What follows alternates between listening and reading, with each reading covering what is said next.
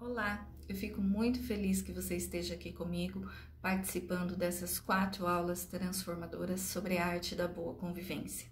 Eu me chamo Daniele Santos, eu sou terapeuta transpessoal e há bastante tempo tenho me especializado na área relacional, ajudando pessoas a resolver conflitos, a fazer conciliações e também a entender todo o seu processo de comunicação, toda a expressão de sentimentos que acontece a nível subconsciente, e ajudando muitas pessoas a compreender como lidar e como entender o outro, para que se estabeleça uma relação saudável em qualquer circunstância, em qualquer contexto em que a gente possa se encontrar.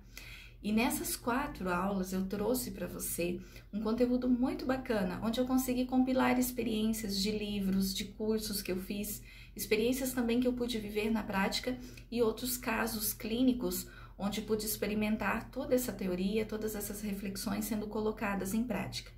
Meu objetivo aqui não é te trazer nenhuma fórmula mágica e nenhuma técnica específica, mas sim te ajudar no processo de autoconhecimento e do conhecimento do outro, para que você possa estabelecer naturalmente uma relação saudável, porque essa relação saudável é patrimônio de todos nós. Nós somos, enquanto essência, enquanto natureza, seres pacíficos. A questão é que nós nos perdemos um pouco dessa natureza e a gente não sabe muito bem como colocar isso em prática, como evidenciar os nossos bons papéis, as nossas boas perspectivas em relação às coisas, em relação à vida. E é por isso que esse conteúdo é muito simples, é muito objetivo, é claro que é só o começo. Você deve, sempre que possível, aprofundar muito mais, mas eu tenho certeza que já vai fazer uma diferença tremenda caso você consiga colocar em prática um mínimo que for dessa transformação na sua vida através dessa percepção. Então, nós vamos começar com esses 4 passos objetivos, que serão 4 videoaulas, onde você poderá depois tirar dúvidas, enviar questões para que possam ser respondidas também por mim, esclarecidas dentro do conteúdo proposto. Então, o primeiro pilar, o primeiro passo, o primeiro nível que eu gostaria de propor é o nível da autoanálise, do autodiagnóstico. Quando nós falamos em se relacionar bem com alguém, nós estamos falando daquilo que está sendo gerado dentro de nós. Então, eu vou buscar falar em primeira pessoa para que fique claro e você consiga absorver esses ensinamentos que eu estou tentando passar. Toda vez que você se relaciona com alguém, você está oferecendo do que tem dentro de si. Então, é impossível a gente estabelecer uma relação saudável com quem quer que seja se essa busca não começa primeiro consigo mesmo. Porque tudo que nós temos dentro de nós, enquanto natureza, a gente expressa nos nossos relacionamentos. Isso é algo natural. Tudo que um ser humano viveu, viu, ouviu, sentiu, ele absorveu a nível subconsciente, está ali, guardado nas suas emoções. E toda vez que ele entra em contato com qualquer experiência, com qualquer estímulo ou pessoa que possa manifestar todos esses sentimentos, eles virão à tona. Muitos desses sentimentos, na verdade 95% deles, estão a nível subconsciente, ou seja, a gente não sabe que tem. Muitos dos seus sentimentos você não percebe que tem, porque eles são formados por essas interpretações que foram feitas ao longo da sua vida. E como você não percebe que tem, eles acabam por se manifestar de uma forma automática, espontânea. Então, esse movimento de autodiagnosticar-se é também o movimento do autoconhecimento. Conhecer-se é a melhor forma de estabelecer uma relação legal com outras pessoas, porque a primeira pessoa com quem você se relaciona é consigo mesmo. Então, saber como você lida com qualquer experiência da vida, seja ela qual for, é o primeiro passo para que você consiga, então, saber como fazer esse manejo dentro da relação, construir esse aspecto saudável. Toda vez que a gente transfere essa responsabilidade para outra pessoa, dizendo que não consegue conviver bem porque fulano é difícil, porque ciclano isso, nós estamos agindo com infantilidade, com imaturidade emocional, deixando toda a responsabilidade que tem dentro da relação de lado, transferindo para outra pessoa. E aí é muito difícil de qualquer relação dar certo nesse contexto, porque toda vez que existe uma relação entre 2 pessoas ou mais, ambas são responsáveis por tudo que se ativa, por tudo que se afeta ali dentro daquele processo. Mais para frente a gente vai falar bastante sobre o outro, mas o momento agora é de refletir sobre essa necessidade do autodiagnóstico. Então, para que isso se torne uma realidade, o autoconhecimento é fundamental nesse processo. Não tem como melhorar aquilo que não se sabe o que precisa ser melhorado. Faz sentido? Então, como é que a gente vai mudar qualquer coisa se a gente não sabe o que precisa ser modificado? Se a gente continua pautado na ideia de certo ou errado, de bom e de mal, de ruim e de bem, e não consegue perceber o que está além, o que está muitas vezes intrínseco ali na relação, dentro do contexto que se apresenta e que precisa ser modificado. Então, enquanto não acontece esse nível de autoconhecimento, a tendência é que a pessoa que não se conhece projete todos os seus sentimentos para fora, né? E esses sentimentos são projetados a partir do que ela percebe, do que ela vê, do que ela interpreta da vida. E então, muitas vezes, ela se deixa ser atingida.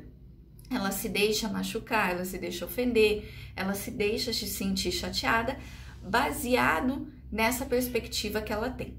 Todos nós, quando viemos para o mundo, tivemos perspectivas diferentes. A gente aprendeu a criar o nosso próprio mapa de mundo a partir de tudo que a gente viu ao nosso redor.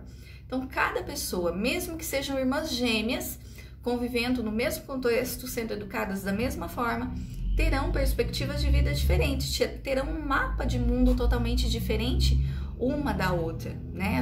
Essa relação, ela se estabelece de uma forma desigual, porque tudo que a pessoa absorve vai criando a própria identidade dela, a forma como ela vê o mundo, a forma como ela lida com as coisas. Por exemplo, para uma pessoa, quando ela vê uma atitude de injustiça, ela sente raiva, ela sente indignação pelo que está acontecendo. Em contrapartida, uma outra pessoa pode sentir tristeza, pode sentir desgosto, pode interpretar de uma forma totalmente diferente, mesmo assistindo à mesma realidade, mesmo participando do mesmo acontecimento. Então é por isso que esse diagnóstico, essa autopercepção, é fundamental para qualquer mudança, é fundamental para qualquer transformação que venha a acontecer nos próximos passos, nos passos que eu darei a seguir dentro desse contexto de transformação da realidade das nossas relações. E como a gente faz esse autodiagnóstico? Como isso é possível de uma forma simples? Nós podemos fazer esse autodiagnóstico através do convívio com as pessoas. Todos os sentimentos que a gente tem ao conviver com o outro mostram do que está guardado dentro da gente.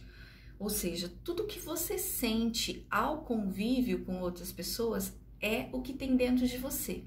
Então, se você sente tristeza, raiva, angústia, inquietação, incompreensão, se você se sente perto de uma pessoa desafiado, se você se sente desconfiado, todos esses sentimentos, eles são a expressão do que você tem guardado dentro de você, de como você interpreta a sua relação com outra pessoa. Eu gosto sempre de afirmar que as pessoas, elas são, na nossa vida, como um espelho. Quando o comportamento do outro reflete algo dentro de mim, é porque eu estou me vendo. Aquela projeção, aquele comportamento daquela outra pessoa espelhou algo de igual sintonia, de igual frequência ou de igual emoção dentro de mim, a ponto de fazer com que isso aflore. Então, a melhor forma da gente buscar esse conhecimento, esse diagnóstico, é percebendo como a gente se sente na relação com o outro, seja com pessoas mais próximas, com pessoas mais distantes. Isso mostra do que a gente tem dentro da gente e que muitas vezes precisa ser trabalhado. Falando diretamente de uma relação afetiva, onde você, tendo contato com a pessoa, sente muitas vezes a irritação, por exemplo. É um sentimento muito comum. Através da fala, do comportamento da outra pessoa, como ela lida com aquelas circunstâncias, você pode, em determinado momento, sentir irritação, se sentir irritado com o comportamento do outro. essa irritação, por mais que não faça sentido agora, por mais que não pareça, não foi causada pela outra pessoa. O comportamento da outra pessoa despertou dentro de você essa irritação, esse incômodo. Então, isso é seu. O que ela fez é dela. É baseado no que ela tem dentro dela, no mapa de mundo dela, das experiências dela, de como ela lida com as questões da vida. Agora, como você vai lidar com ela, com essa experiência, é baseado no que você tem dentro de você. Então, olha que interessante já esse diagnóstico de percepção. Isso não significa que quando alguém do nosso convívio faz alguma coisa errada, alguma coisa que não é saudável, que simplesmente a interpretação de quem recebe esteja errada. Não. Cada um tem ali o seu papel, cada um tem a sua responsabilidade dentro da relação. Mas como eu disse anteriormente, é muito importante primeiro a gente olhar para si, para que depois consiga estabelecer com o outro uma relação saudável. Muitas vezes, por exemplo, usando ainda o exemplo da irritação, pequenas coisas no outro podem irritar. Será que isso está sendo justo? Será que a outra pessoa ela realmente está fazendo o suficiente ou muito para que cause essa irritação? Ou isso está sendo causado por uma interpretação errônea ou equivocada do convívio que você está tendo com ela? Então, é aí que a gente mede muitas vezes o que é a parcela minha, o que é a parcela do outro e o que eu preciso mudar dentro de mim. Caso esse sentimento, essa ação esteja apontando dentro da pessoa, né, que está convivendo com alguém, ela tem, a partir dessa autoanálise, desse diagnóstico, a capacidade, a partir de agora, de tratar esse sentimento. Porque quando a gente só transfere para uma outra pessoa a responsabilidade, se esquivando totalmente daquilo que sente em relação ao que o outro faz, não existe campo de atuação. Então é como se a pessoa se colocasse como vítima. Eu fico muito chateada, eu me magoo muito com o comportamento do outro, então é ele quem tem que mudar. Tudo bem, talvez a atitude dele não seja legal, mas a pessoa que se incomoda, que se magoa, no caso, ela também precisa e principalmente olhar para os sentimentos dela, porque dificilmente o outro fará isso por ela. Ele pode até fazer por ele em um determinado momento e automaticamente perceber que não está sendo legal com a pessoa com quem ele está convivendo. Mas o primeiro passo, para quem quer, para você que está aqui assistindo, que está buscando essa melhora, é perceber o que o outro ativa em você. Quando você tiver domínio, conhecimento e domínio do que o outro ativa em você, aí você vai ter chance de alterar a reação que a ação da outra pessoa causa em você. E é aí que as transformações elas começam a acontecer. Porque existe a ação do outro, mas a reação que a gente tem, que você tem dentro dessa relação, ela é íntima, ela é particular e ela não consegue ser alterada pelo outro, mas somente por você mesmo. E caso a outra pessoa pare de ter aquele comportamento, o que acontece? O que acontece é que o estímulo parou de acontecer. A intenção, né, de causar algum sentimento, de expressar aquele sentimento, ela pode ter estacionado, ela pode ter parado, outra pessoa pode ter mudado o comportamento. Mas o sentimento que me ajudava, que gerava aquela interpretação sobre aqueles fatos, continua armazenado dentro de mim, continua em mim a nível subconsciente. É por isso que muitas vezes a gente muda de relacionamento, a gente ignora ou deixa de conviver com alguém, e logo mais encontra uma pessoa que se comporta de uma forma parecida, que se comporta com características muito peculiares a esses sentimentos que outrora a gente sente. É muito comum mesmo na terapia a gente ver quando a pessoa começa esse processo de autoconhecimento, falar, puxa vida, eu troquei de parceiro, mas encontro os mesmos problemas, né? Troquei de trabalho, mas vivo os mesmos conflitos. Saí de um ciclo de amigos, encontrei outros que têm comportamentos muito parecidos. Isso acontece porque a pessoa em questão que está buscando uma relação melhor ou que está tentando fugir daquilo que doía, daquilo que incomodava, ela na verdade só está deixando de olhar no espelho, naquele espelho que estava refletindo as tendências, as emoções que estão guardadas dentro dela. Então a gente vai continuar conversando também sobre isso, mas esse primeiro passo do autodiagnóstico é muito importante para que a partir disso a gente comece a fazer realmente transformações. Como eu disse anteriormente, não é possível fazer qualquer transformação sem antes perceber onde estão os problemas, onde acontecem os equívocos, o que é que me faz sentir aquilo que eu sinto. E é a partir disso, depois dessa análise, é que as transformações elas conseguem ser feitas. Então começa já fazendo esse exercício de autoanálise, de autodiagnóstico dentro das suas relações, simples e puramente percebendo o que você sente ao se relacionar, o que você sente em determinadas circunstâncias, em determinados acontecimentos ou convivendo com pessoa X, com pessoa Y. A sugestão que eu te dou é até mesmo de anotar. Por exemplo, ao conviver com a minha irmã, eu sinto irritação, eu sinto uma competição, eu sinto que eu fico incomodada. Ou ao conviver com o meu chefe, eu sinto que eu sou desvalorizada, eu sinto que eu sou diminuída dentro daquilo que eu ofereço. São só dicas para que você vá conseguindo perceber dentro da relação que você tem com os outros qual é o seu sentimento. Até mesmo, por exemplo, numa relação onde você se sente bem com o meu esposo, com o meu namorado, com a minha namorada, eu me sinto confortável, eu me sinto seguro, eu me sinto protegido. Talvez você esteja colocando sentimentos ali de dependência, de necessidade no outro, e isso possa também causar dificuldades na relação. Então comece esse primeiro passo, nesse tempinho que você tem, mapeando toda essa ideia, né, de como você expressa as suas emoções, para que nos próximos passos você tenha clareza e continuidade para a gente continuar conversando sobre essa ideia de transformação.